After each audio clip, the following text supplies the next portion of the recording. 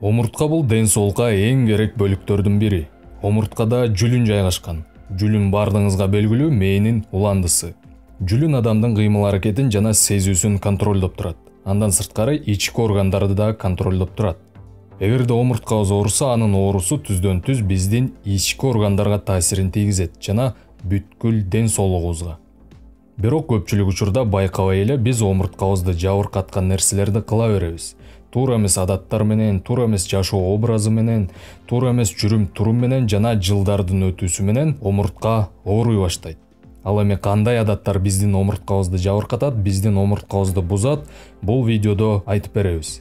Ошон үчүн видеону аягына чейин көрүңүздөр, абдан кызыктуу жана абдан пайдалуу болот. Жана албетте бул видео менен жакын адамдарыңыз менен бөлүшүп коюңуз, жакындарыңызга дагы пайдасы тийсин.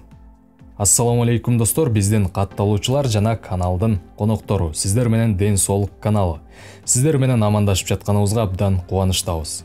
Биздин жаңы видеолорубузду өткөрүп жибербеш үчүн каналга катталып, коңгуроonu басып коюңуздар. Андан сырткары каналга катталууңуз бизге колдоо көрсөткөнүңүз болот. Жана көрүп баштаардан мурун лайк басып коюңуз, бул баары бир пайдалуу видео болот. Бул каналда буюрса ден соолукка пайдалуу жок дегенде эле миңдей видео чыгарабыз. Ошон үчүн ден соолукта болгуңуз келсе достор, подписаться деген кнопкаңыз алдыңызда турат. Анда эмесе байкыдай эле ысык чай даярдап алыңыздар, биз баштадык. Омурткабызга терс таасирин тийгизген, буза турган биринчи адат бул көпкө отуруу. Көпкө отура бергенде омуртка дисктерине нагрузка чоң болот. Басым көп болот. Мындай эсептөө бар. Чалкабыздан жатып, тизебизди бүксөк, ал эми тизени бүгүш керек, бул белге болгон нагрузканы азайтат. Чалкабыздан мындай абалда жатканда омурткабызга болгон нагрузка эң аз болот. Ал эми биз вертикалдык тикебизден тик турсак, омурткага болгон нагрузка 1,5 эсеге жогорулайт. Бул табигый басым, адам үчүн нормалдуу көрүнүш. Ал эми отурсак, омурткага болгон басым дагы 2 эсеге жогорулайт экен достор. Демек, отуруп турганга караганда бир кыйла коопсузураак экен достор. Эгер муну мурун укпасаңар, видеого лайк басып коюңуздар достор. Андан ары кеттик. Адам көп убакыт отурганда омуртка аралык дисктер, орусча муну межпозвоночный диски деп коет, ал дисктер оорураак басымдын айынан ным жогото баштайт. Ал эми сөөк сегменттери катып кала баштайт. Жана жылдардын өтүүсү менен көп отура берүү адаты болсо, бул остеохондрозду чакырышы мүмкүн. Жана бул оору дагы жылдан жылга көбөйүп баратат, анткени көп отура берген адамдар көбөйдү, жана ошондой эле отуруп иштеген жумуштар дагы көбөйдү. Эми сунуштар. Колдон келишинче азыраак отурганга аракет кылыңыз. Отурганда дагы туура отуруңуз. Омурткаңызды түз алып отуруңуз. Бүкүрөйүп, ийилип эч качан отурбаңыз. Эгер көп отурсаңыз, саат сайын туруп, ары бери басып, керилип, чоюлуп, белиңизди айлантып, көнүгүүлөрдү жасап туруңуз. Экинчи адат бул телефон. Ооба, телефон дагы омурткабызды бузат достор. Жөн гана телефонуңузду карап жатканда же сообщение терип жатканда, сиз омуртка аралык дисктерге 20 килограмм басым кошосуз. Бул жөн эле бүкүрөйүп, башыңызды ылдый кылып караган учурда болот. Албетте телефонубузду көзүбүздүн деңгээлине чейин көтөрүп карасак деле болот, бирок практикада мындай кылбайбыз. Телефонду кетип баратканда же отурганда башты ылдый кылып карайбыз. Бул учурда кичине бүкүрөйбүз. Эгерде күнүнө телефонду 2 сааттан 4 саатка чейин карасак, кээ бирөөлөр мындан дагы көп карашат. Мындай учурда бир жылда 1500 саат карайбыз. Жыл өткөн сайын бул моюн остеохондрозуна чалдыктырат жана белдин бүкүрөйүүсүнө алып келет. Бүкүрөйүү дегенибиз омурткабыз түз эмес, кыйшаюусу.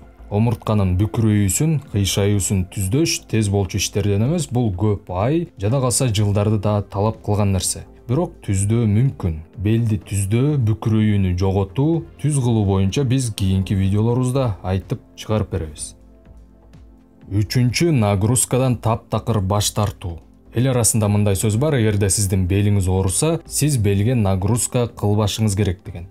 Белиңизге нагрузка кылбай койсоңуз өзү өтүп кетет деген. Бул чындыгында андай эмес. Физикалык нагрузкаларды чеги менен кылсаңар, бул проблемалардан дагы арылганга жардам бере алат. Бирок нагрузка десе эле оор нерселерди көтөрүү эмес, бул жакта дене үчүн жеңил нагрузкаларды кылуу.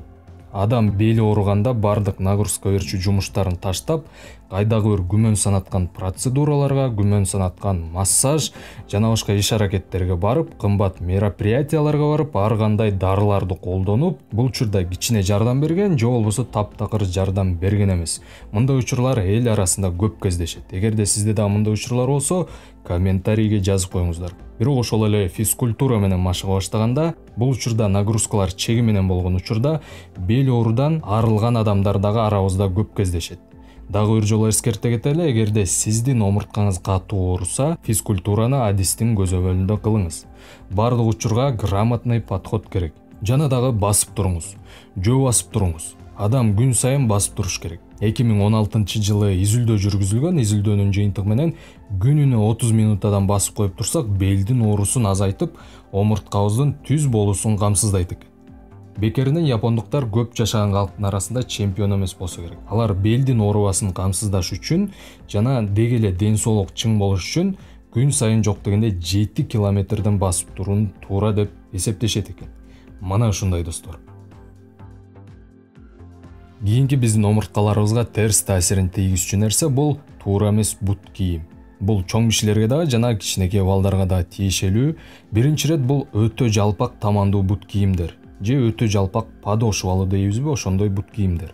Булар тамандын деформациясын чакырат. Булар өтө жалпак тамандуу кедалар болушу мүмкүн, валеткалар, туфлилер жана ичке жалпак тамандуулар дагы омурткага таасирин берет. Жана бийик такалуулар дагы зыян. Айымдар муну каблук деп коюшат. Таман өзүнүн табигый формасын жоготсо, денени тиреп туруу функциясын начарлатат. Ал эми бийик такалууну кийип турганда таман өз формасында эмес, таптакыр эле эңкейип туруп калат. Бул буттун бат чарчоосуна алып келет жана мунун кесепетинен жамбаш сөөктөрдө кичине кыйшайуу пайда болот.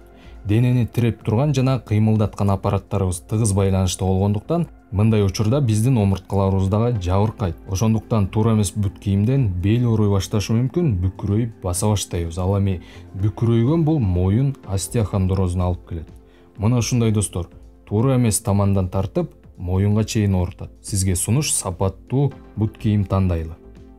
Кийинки пункт матрас. Муну да карап кетели дедик, анткени матрас колдонгондор жыл санап өсүп келет. Тажрыйбалуу адыстар өтө жумшак матраста уктообоону сунушташат. Айрыкча бул ашыкча салмагы бар адамдар кармануу керек, анткени жумшак матраста омуртка өз формасында эмес болуп калат. Иштин баары мында достор. Оор адам жатканда матрас катуу чөгөт, муну менен кошо омурткадагы чөккөн матрастын формасы менен кыйшайып жатып калат. Бул учурда омуртка өз табигый формасында болбой калат жана табигый эмес ийилүүлөр пайда болот.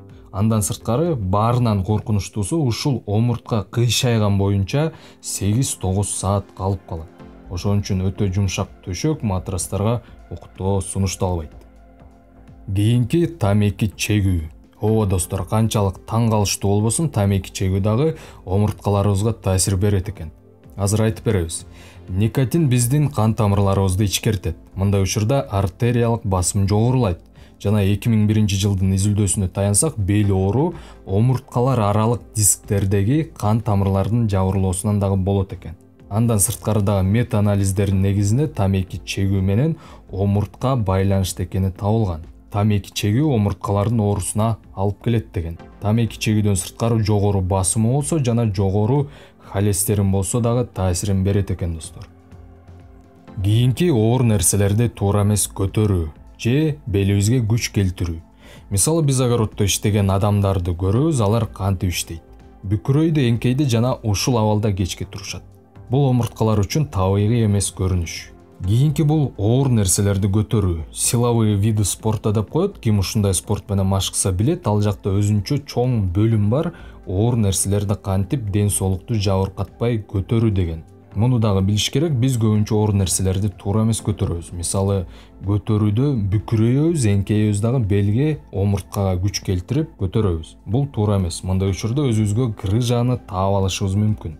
Оор нерсени көтөргөндө ылдый отуруп, омурткаңызды бүкүрөйтпөй, түз кармап көтөргөнгө аракет кылыңыз.